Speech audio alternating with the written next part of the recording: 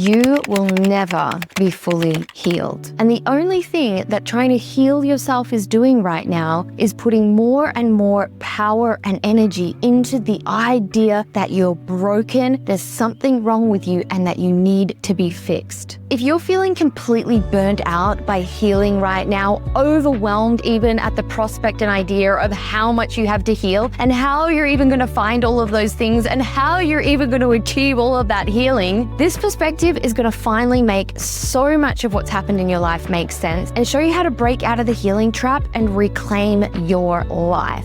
Firstly, you will never be fully healed. Why? Because it is the nature of ego to feel incomplete, to have wounding. Between the ages of 0 to about 5 to 7, we go through an individuation phase. In this individuation phase, our ego is developing a sense of self, a sense of identity, and a sense of what the world is and how to operate in the world in order to survive. Because during that individuation, your ego is seeking validation. And no matter what, no matter how good your parents were, no matter how terrible your parents were, you had unmet validation, because as a child, you are making everything mean something about you. Every single thing that happens, you're going, what does this mean about me? That's why children who experience divorce in their home young very commonly take on an idea that it happened because of them, because that's literally what we're doing in the individuation phase. Can't find mum in the supermarket. I'm lost. No one's there. What does this mean about me? It doesn't mean anything about you, but you make it mean something about you. So during this individuation phase, you developed core wounding, let's say, or fundamental beliefs about what must be lacking and incomplete about you. Things like, you're not enough, you don't belong, you're unworthy, you need to control yourself, others in the world, you don't feel safe, you can't trust yourself, others or the world, you're powerless, you're not allowed to be capable. That sticks with us. That becomes part of our egoic structure. So most commonly in spiritual traditions, it's never actually about how do I get rid of that and resolve those wounds that were developed through my childhood. It's actually about recognizing this is my ego architecture. This is what got built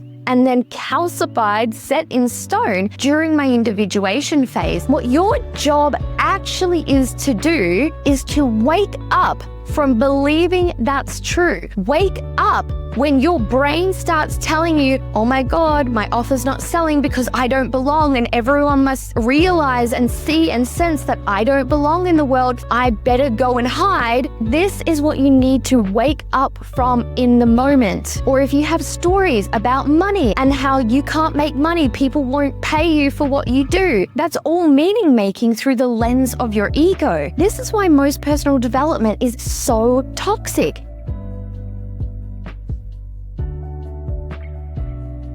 It continues to invest you in the idea that if you're not just feeling perfectly happy and amazing and on top of the world and constantly overflowing with self-worth, that there's something wrong you need to heal. You delay your life until you feel more fully healed. You delay going into relationships until you have better self-worth. You delay launching that next thing in your business until you've worked on all your wounds. But you're never going to make more money by sitting in the lounge room trying to work on your money wounds, because that's not how you get past those traumas from your childhood. Something that I hear so often from women is that they need to feel more confident before they start their business or before they put out an offer that's going to really scare them and really take them to the next level. I remember in particular one time a woman in my mastermind saying to me, I just need to get more confident first. No, you don't. You won't get more confident first. That's not how it works. What you have to do is wake up from the illusion that there's anything wrong with you and go for the thing, do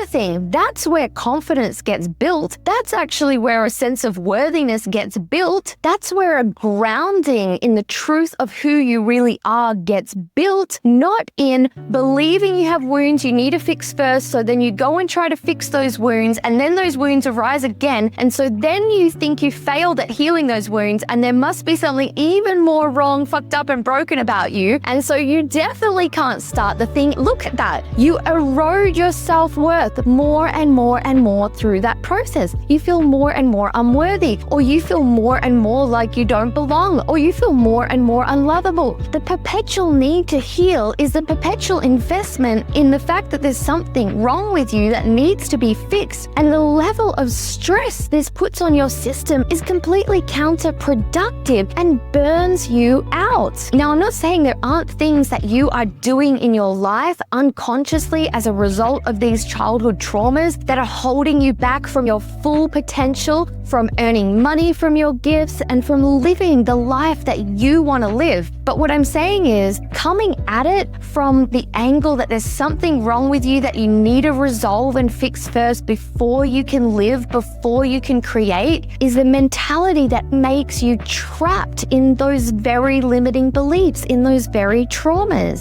Think of it this way. You have two main aspects to yourself. You have your ego, which is where all of your wounding and sense of limitation is. And you have your true self, higher self, soul, creative spirit, who has a purpose, who has this true life path that you want to live. There's this lit up life that you want to live from your true nature. And then you have your ego, which is terrified and puts you into all sorts of dysfunctional patterns that hold you back from that, because ultimately your ego doesn't believe that's safe. When you try to fix and resolve what your ego is telling you is wrong, all you actually do is put energy and power into the cycle and loop that there's something wrong. And then that just continues to reinforce itself. So the much more effective thing to do instead to free yourself from all the bullshit and baggage that you want to be freed from is to listen to the voice of your higher self, of your soul, what that's calling you towards in life, and live that now. Start following that now. As you do that, you will knock up against your resistance. You will knock up against where you block yourself and stop yourself. All you have to do is face that thing as it comes up on that path.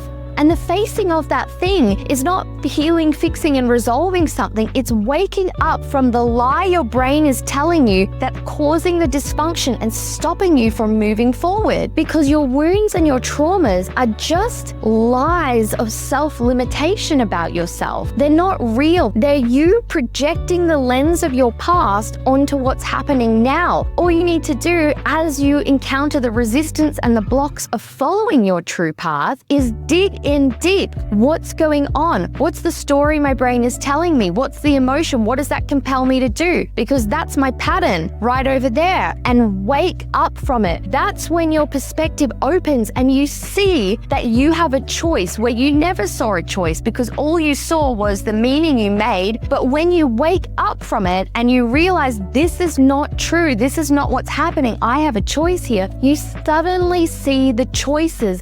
And when you do and you act on those choices and you do something different rather than what the trauma is telling you to do, that's how you start to create a new reality outside of those patterns. Then here's what happens next. Your brain starts to see and realize that wasn't real, that's an illusion, and that you do have power, you do belong, you are connected to people, or whatever it is that you've been thinking you don't have. Then what happens is the voice of your true self just gets stronger. Why? Because you put the power in it, you acted on it, and you start to see the results of that. And you start to see, hey, this is not all that there is. I am not just this wounded self-image. I'm actually a motherfucking badass, powerful boss bitch creator woman. And so the more you do that, the more that sense of yourself anchors in you, and the less strong the voice of your wounding becomes. Then what starts to happen is that rather than just unconsciously falling into the trap of your same old patterns, you see them coming. And you see, oh, there's that old chestnut. I'm not doing that anymore. I'm going this way. Because of this shift in your focus and the shift of where the momentum is in your consciousness and in your life, aka you're more grounded and rooted in your higher nature and that sense of yourself as that powerful woman, this does kind of heal you.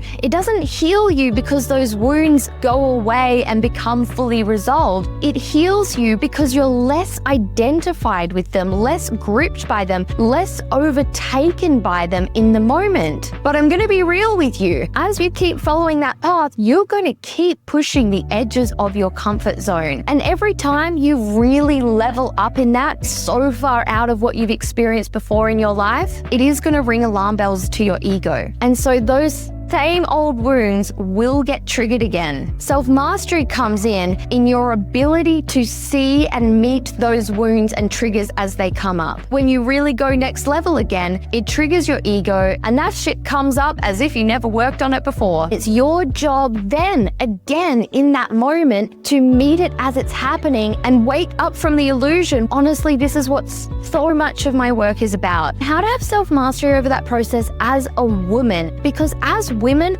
we have a more dominant emotional body. We become overwhelmed with the emotions in our nervous system. And so that's why you might even see what's going on, but you still feel totally stuck. Self-mastery is knowing how to shift that. As you assume that you're that powerful, magnificent woman that you truly are, and you live as if you are that, even if you don't feel it, you actually start to prove to yourself that you are that person, because you start to create the outcomes that you never could have imagined. I was in so much pain as a child. When I was 13, I became severely depressed. I cut my wrists. I had eating disorders. I didn't want to be alive. From that age, I never looked forward to the future. I never looked forward to what I would do after school or after university because I just didn't want to live. I had such a wounded sense of myself, that I didn't belong, that I didn't work properly, that I didn't even deserve to exist. And as I woke up to the truth that I actually have goodness within me, that I actually have a contribution to share with the world, that people actually want to be my friend or want to listen to me or want to work with me, it changed everything. And that wounded part of myself hasn't gone away. But what I have instead that I never had before is an even stronger grounding in the truth that I am a magnificent being with greatness and brilliance to share with the world. And not only that, that's my purpose. I have a purpose. I'm here to make a contribution. When that really starts to drop in and land in your system, it changes everything. You don't need to heal. The voice that tells you that you do is the lie that there's something wrong with you. You need to connect with a higher sense of yourself, what you're really here for in life. And just start following that before you're ready, before you feel worthy, before you believe it's going to work. That will present to you every single lie in your system that you need to wake up from. And all you must do is master your consciousness to wake up from that. If this video resonated with you, you're going to feel so seen that it's going to change your life when you read my book, Be Unacceptable. I put the link in the comments. I would love to hear from you in the comments. Have you been on the hamster wheel of healing? And are you ready to fuck that off and start living your life instead? Please share in the comments. And if you notice in particular that you have a lot of baggage coming up with visibility, putting your work out in the world and being seen, then definitely watch this video next.